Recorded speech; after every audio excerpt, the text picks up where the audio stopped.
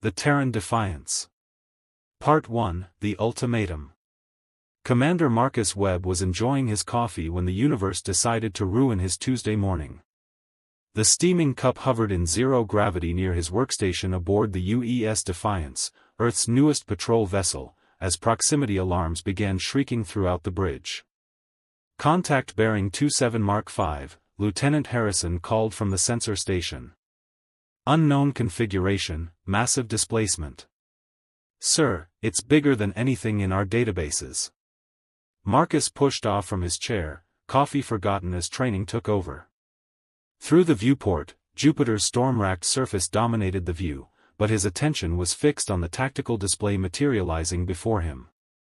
The contact was enormous, easily dwarfing the largest human vessels ever constructed. Broadcasting on all frequencies, Commander, Communications Officer Bennett reported, her voice tight with tension. It's in perfect English, sir. Put it through. The bridge speakers crackled to life, and a voice that sounded like grinding metal spoke with unsettling clarity. Attention, primitive vessel of the species designation, human. You will cease all movement and prepare to receive an official communication from the Hegemony Council. Compliance is not optional. Marcus felt his jaw clench. 23 years in the service, and he'd never heard anyone call his ship primitive with quite that level of condescension. This is Commander Marcus Webb of the United Earth ship Defiance. You're in violation of Sol system sovereignty. State your intentions. A sound that might have been laughter echoed through the comm. Sovereignty. How quaint. Your species operates under the delusion that your territorial claims extend beyond your birth planet. You will be corrected. The main view screen flickered and resolved into an image that made Marcus's blood run cold. The being addressing him stood nearly 9 feet tall, with chitinous gray skin and 4 arms that ended in what looked like surgical instruments. Behind it, dozens of similar creatures worked at stations that seemed grown rather than built.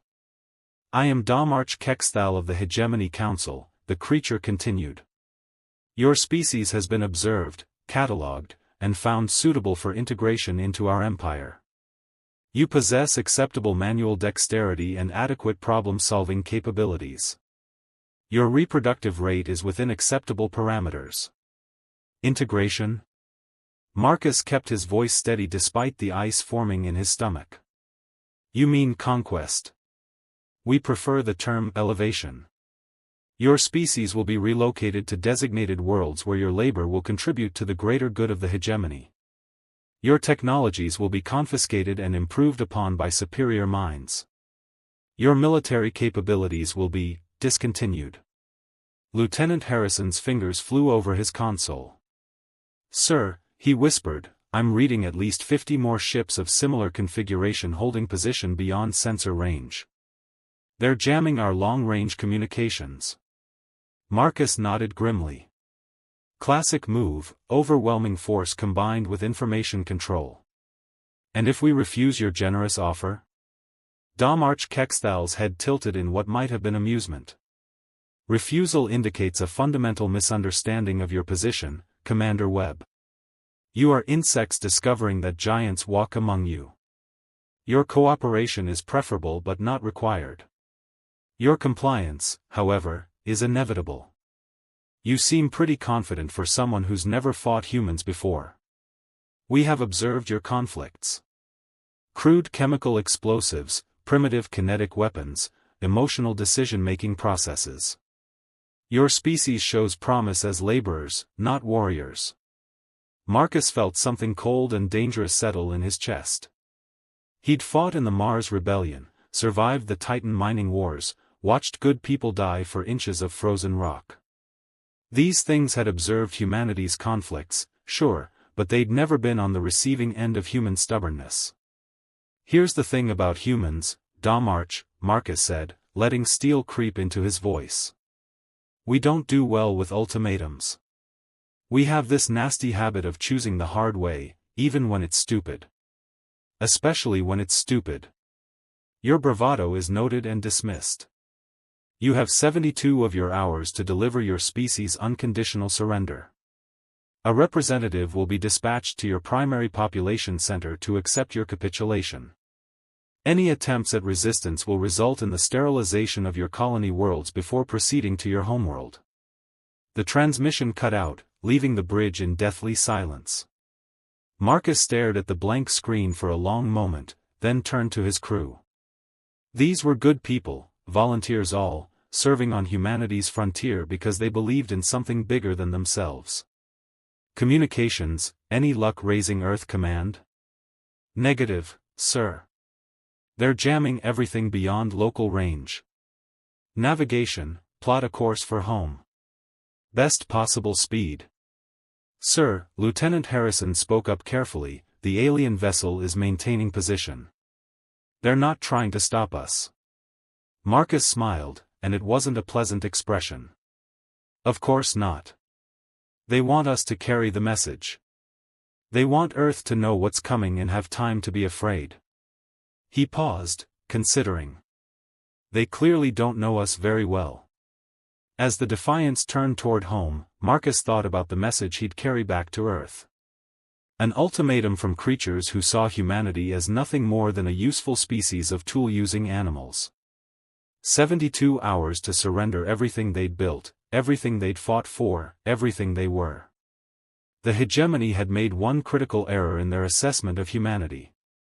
They'd studied human conflicts and seen primitive weapons and emotional responses. What they'd failed to understand was that those conflicts had forged something unique in the galaxy, a species that had learned to thrive in the spaces between impossible choices. Surrender was not in the human vocabulary. Marcus smiled grimly as Earth grew larger in the viewport. The hegemony was about to learn why that was their problem, not humanity's. The 72-hour countdown had begun, but Marcus suspected it would end very differently than Domarch Kexthal expected. Part 2, The Engineer's Solution. Chief Engineer Carlos Rodriguez hadn't slept in 36 hours, and his hands were shaking from his 8th cup of coffee when the priority alert flashed across every screen in Luna Station's primary engineering bay. The message from Earth Command was brief and terrifying: hostile alien fleet detected, surrender demanded, 72 hours to comply. Well, that's new, muttered his assistant, Technician Park, looking up from a maze of quantum processors. Alien invasion wasn't on this week's schedule. Carlos wiped grease from his hands and stared at the emergency protocol now scrolling across his workstation. Project Prometheus, a theoretical weapons platform he'd been developing in his spare time, had just been elevated to Priority Alpha. The same project that Earth Command had called interesting but impractical 6 months ago was now humanity's potential salvation. Park, shut down everything non-essential. Divert all power to Manufacturing Bay 7. Carlos's mind was already racing through the calculations. And get me a direct line to every mining platform in the asteroid belt. The concept was elegant in its simplicity, terrifying in its implications. Humanity's greatest strength had never been its weapons or its military prowess, it was their ability to build things. For 3 centuries, they'd been turning the solar system into the largest construction project in known history. Mining platforms, orbital factories, transport networks spanning billions of kilometers. The hegemony saw primitive infrastructure. Carlos saw the biggest weapon ever conceived. His fingers flew across holographic interfaces, pulling up schematics that existed only in theoretical models. The Prometheus Array, a network of every industrial facility in human space, linked by quantum communication and synchronized for a single, devastating purpose. Sir, Park called from her station, I'm reading massive energy signatures throughout the system. The aliens aren't just near Jupiter anymore, they're everywhere. Carlos's blood chilled as the tactical display updated. Hegemony vessels had positioned themselves near every major population center, every critical facility. Classic intimidation tactic, but it revealed something crucial about their strategy. They wanted humanity's infrastructure intact. They're not planning to destroy us, Carlos realized aloud. They want to capture everything in working order. That's their mistake. His comm system chimed with incoming connections from across the solar system. Mining Foreman Chen from Ceres Station, Manufacturing Director Okafor from the Titan shipyards, Station Commander Petrov from the Europa Research Facility. Faces that represented humanity's industrial might, now staring at him with grim determination. People, we have less than 36 hours to turn our entire civilization into a weapon, Carlos announced without preamble. I'm transmitting the Prometheus protocols now. What I need from each of you is simple, and completely insane. The plan unfolded across their screens like a fever dream. Every fusion reactor in human space would be synchronized. Every manufacturing facility would be retooled. Every mining laser, construction beam, and industrial processor would be linked into a single, coordinated network. You want to turn our fusion plants into bombs? Director Okafor's expression was skeptical. Not bombs, Carlos corrected. One bomb. The entire solar system becomes a single weapon with enough yield to crack a moon. The aliens want our stuff? They can have it, along with the biggest surprise in galactic history. Foreman Chen leaned forward, his weathered face thoughtful. The power requirements alone would drain every reactor we have. And the timing has to be perfect down to the nanosecond, I know. Carlos pulled up the quantum synchronization protocols. That's why we're using the same network that coordinates our shipping manifests. Humanity's greatest achievement isn't our warships or our weapons, it's our logistics. The next 20 hours passed in a blur of frantic activity. Across human space, industrial workers who'd never considered themselves soldiers began retrofitting peaceful machinery into instruments of war. Mining lasers were recalibrated for maximum energy discharge. Fusion reactors were pushed beyond safe operating parameters. Transport vessels were loaded with every explosive compound human chemistry could devise. Carlos found himself coordinating the largest engineering project in human history from a cramped workstation on Luna Station, surrounded by holographic displays showing the real-time status of thousands of facilities. His team had grown from 6 technicians to virtually every engineer in the solar system, all working toward a single, desperate goal. Ceres Station reports ready, Park announced, her voice hoarse from hours of non-stop coordination. That's the last one. Every facility in human space is now part of the Prometheus array. Carlos stared at the master display, watching green confirmation lights blink across a 3-dimensional map of human civilization. In 18 hours, Commander Webb's ship would deliver humanity's response to the hegemony ultimatum. But the real answer was already being prepared. His comm crackled with an incoming transmission from Earth Command. Admiral Cross's face appeared, looking as exhausted as Carlos felt. Chief Rodriguez, please tell me you have good news. Better than good, Admiral. We've turned the entire solar system into the largest directed energy weapon ever conceived. When those aliens move in to claim their prize, they're going to get a very warm welcome. Admiral Cross was quiet for a long moment. What are the chances of survival for human populations near the discharge points? Carlos felt the weight of that question settle on his shoulders. Near zero, Admiral. This isn't a surgical strike, it's scorched Earth on a stellar scale. We fire this thing, and we're betting everything on one shot. Understood. How long do you need? Give me 6 more hours to run final diagnostics. But Admiral. Carlos paused, choosing his words carefully. Once we commit to this, there's no going back. We're essentially threatening to blow up our own civilization rather than hand it over intact. Admiral Cross smiled grimly. Chief, that might be the most human response to an ultimatum I've ever heard. Carry on. As the transmission ended, Carlos turned back to his displays. Across the solar system, millions of humans were going about their daily lives, unaware that their industrial infrastructure had been transformed into humanity's final gambit. In mining stations and orbital factories, in research facilities and transport hubs, ordinary people were preparing to make the ultimate statement about human independence. The hegemony had studied human conflicts and concluded that they were dealing with a primitive, emotional species. They were about to learn that humanity's greatest emotion wasn't fear or anger, it was spite. The pure, stubborn refusal to go quietly into any night, no matter how dark. Carlos allowed himself one moment of pride as he watched the final preparations complete across his screens. In less than 24 hours, the hegemony would discover that conquering humanity meant dealing with a species crazy enough to weaponize their own star system. Let them come, he thought. We'll show them what human engineering can really accomplish. Part 3, The Pilot's Gambit. Lieutenant Jackson Reaper Hayes was strapped into the cockpit of his F-47 Stiletto when the first wave of hegemony scouts breached Earth's outer defense perimeter. His squadron, 12 fighters against an alien armada, was humanity's welcoming committee for the most one-sided fight in history. Reaper, this is Control.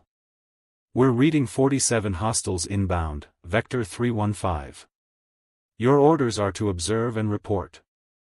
Repeat, observe and report only. Jackson toggled his comm while running final weapons checks. Copy that, Control. Observe the bad guys, report how dead we're about to be. Simple enough. His wingman, Lieutenant Torres in Ghost Rider, chuckled over the squadron frequency. Hey Reaper, think they'll be impressed by our primitive kinetic weapons? Let's find out. Jackson's threat display lit up like a Christmas tree as the alien formation came into visual range. The hegemony ships were sleek things, all curves and organic-looking hull plating that seemed to shift color in the starlight. Beautiful, in a way that made Jackson's skin crawl. Jesus, breathed Lieutenant Murphy from Iron Eagle. Those things are huge. My sensors are reading weapons signatures like nothing in our databases. Jackson studied his own readings and felt his stomach drop. Each alien scout was 3 times the size of his fighter, bristling with energy weapons that could probably vaporize his entire squadron without working up a sweat. The smart play was to maintain distance, gather intelligence, and live to fight another day. Unfortunately, Jackson Hayes had never been accused of being smart. Control, this is Reaper. Permission to deviate from observation protocols. Negative, Reaper. You are not authorized to engage. Repeat, do not engage. Jackson watched the alien formation adjust course directly toward Earth's civilian shipping lanes. A passenger liner carrying 3,000 colonists from the Mars runs was 40 minutes away from intercepting their path. The hegemony scouts would reach it in 20. Control, hostile formation is on intercept course with civilian traffic. Passenger liner New Geneva is directly in their path. Understood, Reaper. The liner has been warned and is altering course. Maintain observation distance. They're not going to make it. Jackson's tactical computer confirmed what his gut already knew. The liner was too big, too slow, and the aliens were closing too fast. Control, I'm going in. Reaper, you are ordered to maintain position. Jackson switched off his comm receiver and smiled grimly. Ghost Rider, you copy? Copy, Reaper. Control's not going to like this. Control can court-martial me if I live long enough. Jackson pushed his throttle forward, feeling the familiar G-force press him back into his seat. All right, people, let's show these bugs how humans say hello. The Stiletto squadron split into 3 groups, using a modified thatch weave that Jackson had been developing for anti-capital ship operations. It wasn't designed for ships this size, but human pilots had been making things work with whatever they had for centuries. Weapons free, Jackson announced, painting the lead alien scout with his targeting system. Remember, these things are probably shielded and armored beyond anything we've faced. We're not trying to kill them, just piss them off enough to chase us instead of the liner. His first salvo of kinetic rounds sparked harmlessly off the alien hull, just as expected. The scout's response was immediate and devastating, a lance of coherent energy that would have vaporized Jackson's fighter if he hadn't rolled into a desperate evasive maneuver. Holy hell! Torres's voice cracked over the comm. Did you see that? That beam punched through 3 asteroids behind us. Yeah, I noticed. Jackson pulled into a tight spiral, using his fighter's superior maneuverability to stay ahead of the alien weapons. Iron Eagle, start your run. These things turn like pregnant whales. Murphy's fighter dove in from above, strafing the scout's upper hull with everything he had. The alien ship's response was swift but clumsy, its energy weapons tracking too slowly to follow the nimble human fighter. They're fast in a straight line, Murphy reported, but they can't handle close-quarters maneuvering. It's like fighting a battleship with a sports car. Jackson grinned as understanding dawned. The hegemony had built their ships for overwhelming firepower and intimidation, not dogfighting. They were used to enemies who stood still and traded shots, not humans who fought like angry wasps. All squadrons, close to knife-fighting range.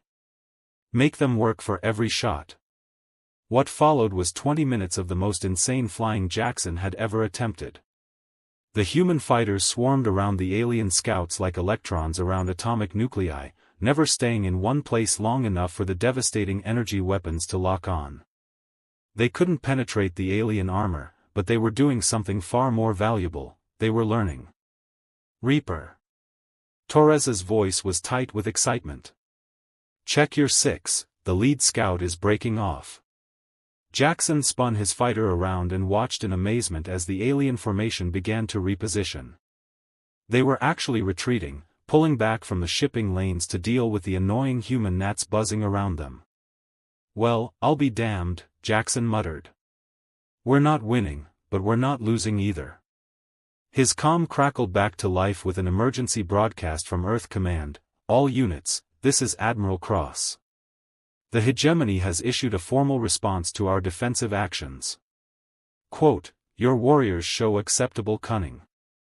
We grant permission for honorable surrender. End quote. Jackson felt his blood turn to ice, then molten fury. Permission for honorable surrender. Like they were doing humanity a favor by not slaughtering them outright. Ghost Rider, you catch that?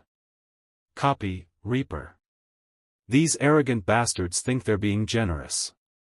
Yeah, well, let's show them what we think of their generosity. Jackson locked onto the nearest scout and began his attack run.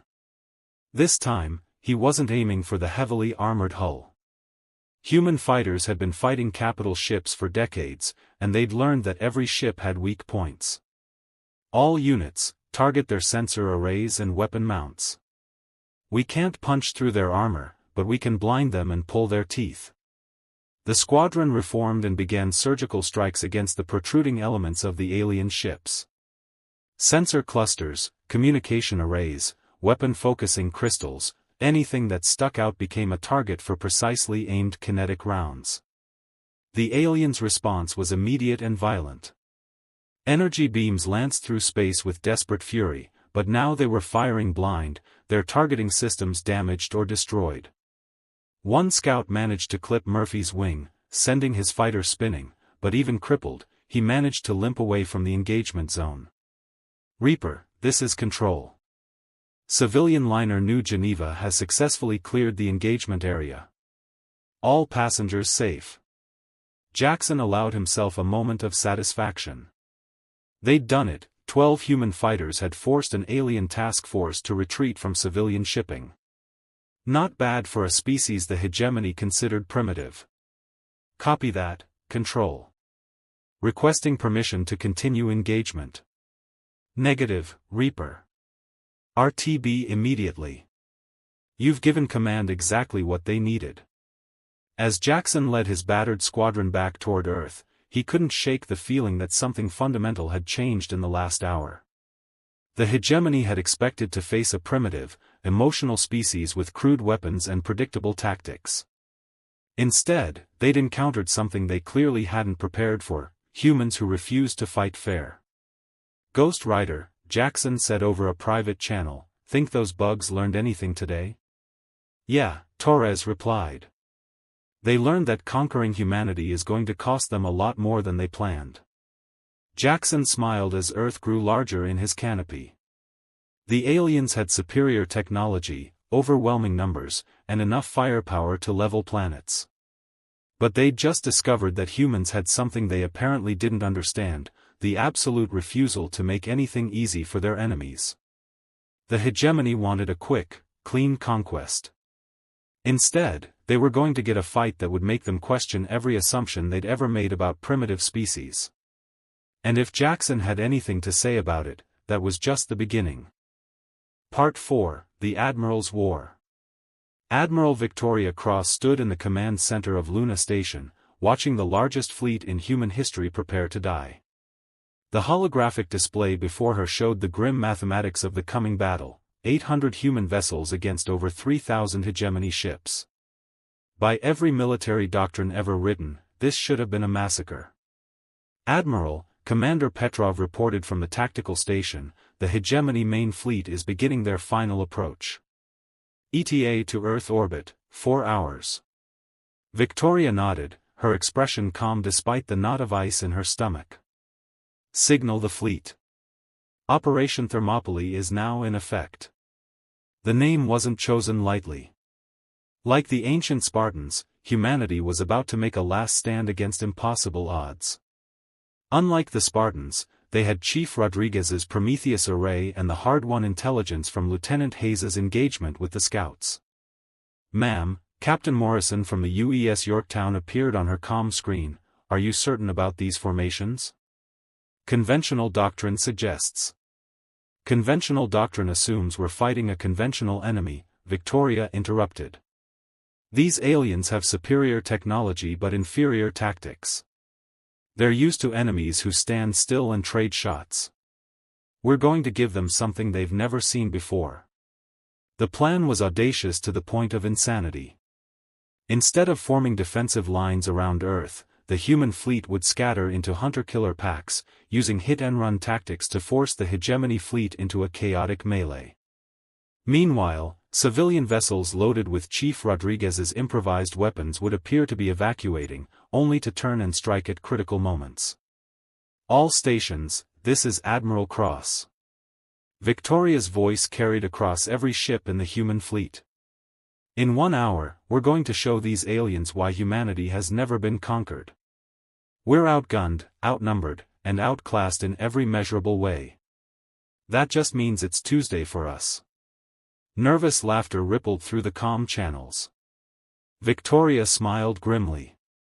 Human humor in the face of certain death, it was probably the one thing the hegemony database couldn't quantify. "Remember," she continued, "our job isn't to win this fight. Our job is to make them pay for every meter of space, every hour of time, and every human life. When this is over, the galaxy will know that conquering humanity costs more than anyone is willing to pay." The first phase began exactly as planned. The hegemony fleet approached Earth in a massive formation designed to intimidate and overwhelm. Their ships moved with mechanical precision, energy weapons charging, expecting the human fleet to emerge and meet them in traditional battle formation. Instead, they found empty space. "Admiral," Lieutenant Commander Park reported from the sensor station, "the hegemony fleet is breaking formation. They're scanning for our ships." Victoria watched the tactical display with predatory satisfaction. The alien fleet was spreading out, searching for an enemy that refused to present a clear target. Perfect. Execute Phase 2. Release the hounds. From asteroid fields, from behind planetary bodies, from within the scattered debris of humanity's industrial infrastructure, the human fleet emerged in small groups. Not to engage in decisive battle, but to sting and retreat, to draw the aliens into pursuit, to split their overwhelming advantage into manageable pieces. The UES Defiance, Commander Webb's ship, led the first attack. His squadron materialized from behind Europa's ice fields, targeting the aliens' communication vessels with concentrated fire before vanishing back into the maze of Jupiter's moons. "Direct hit on enemy command ship," Webb reported. "They're having trouble coordinating their formations." Similar attacks erupted across the solar system. Captain Singh's destroyers crippled a hegemony logistics vessel near Mars. Commander Okafor's converted mining ship struck at their scouts near the asteroid belt. Each engagement was brief, violent, and designed to frustrate rather than destroy. "Ma'am," Commander Petrov's voice was tight with excitement, "it's working. The enemy fleet is fragmenting. They're chasing our task forces in 6 different directions." Victoria allowed herself a moment of fierce pride. Human naval doctrine had been forged in Earth's oceans, where smaller, faster ships could use geography and weather to neutralize larger opponents. The aliens had superior firepower, but they were fighting in humanity's ocean now. The second phase lasted 6 hours. By the end of it, the hegemony fleet was scattered across the solar system, their formations disrupted, their command structure compromised. But Victoria knew this was only buying time. Eventually, alien numbers and technology would tell. "All units, this is Admiral Cross. Execute Phase 3. Convergence on Earth orbit." What happened next violated every principle of space combat ever developed. Instead of retreating to defensive positions, the human fleet began to converge on Earth from every direction simultaneously. Not to defend the planet, but to draw every alien ship into a single, massive engagement where superior numbers meant less than superior tactics. "Ma'am," Captain Morrison's voice crackled with static, "we're taking heavy casualties. The Toronto and Beijing are gone. The Mumbai is venting atmosphere." "Understood. Continue the attack." Victoria watched her fleet die ship by ship, but she also watched the aliens pay for every victory. Human captains, knowing their ships were doomed, rammed alien vessels at full speed. Fighter pilots with no ammunition left used their craft as guided missiles. Engineering crews rigged their fusion reactors to detonate, taking alien boarding parties with them. The hegemony had expected a quick conquest. Instead, they were learning that every human ship was a potential weapon, every human crew a potential bomb, every defeat a Pyrrhic victory that cost them more than they'd anticipated. "Admiral," Lieutenant Commander Park's voice was amazed, "Chief Rodriguez reports the Prometheus array is ready for activation. He's requesting target coordinates." Victoria looked at the tactical display. The alien fleet was exactly where she needed them, concentrated around Earth, their formation compressed by the human fleet's suicidal charges, their escape routes blocked by the debris of destroyed ships from both sides. "Chief Rodriguez, this is Admiral Cross. You have authorization for full discharge. Target the gravitational center of the enemy formation." "Copy that, Admiral."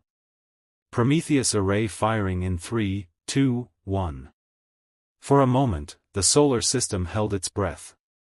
Then every industrial facility in human space discharged simultaneously, their combined energy focused through quantum communication into a single, devastating beam that turned space itself into a weapon. The effect was indescribable. The concentrated output of humanity's entire industrial civilization, channeled through mining lasers and fusion reactors and construction beams, struck the center of the hegemony fleet like the fist of an angry god. 12 alien capital ships simply ceased to exist. The shockwave crippled dozens more. The electromagnetic pulse knocked out systems across both fleets. In the space of 3 seconds, the balance of the battle shifted dramatically. "My God," Commander Petrov whispered. "We actually hurt them." Victoria keyed her comm to address the surviving alien fleet. "Attention, hegemony forces. This is Admiral Victoria Cross of the Earth Defense Force.